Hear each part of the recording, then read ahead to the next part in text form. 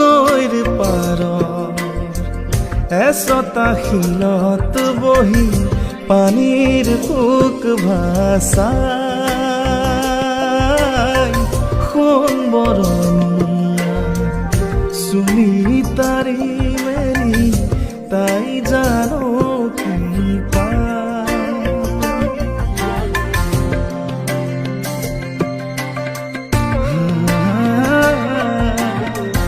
নৈৰ পাৰ এচটা শিলত বহি পানীৰ পোক ভাচাই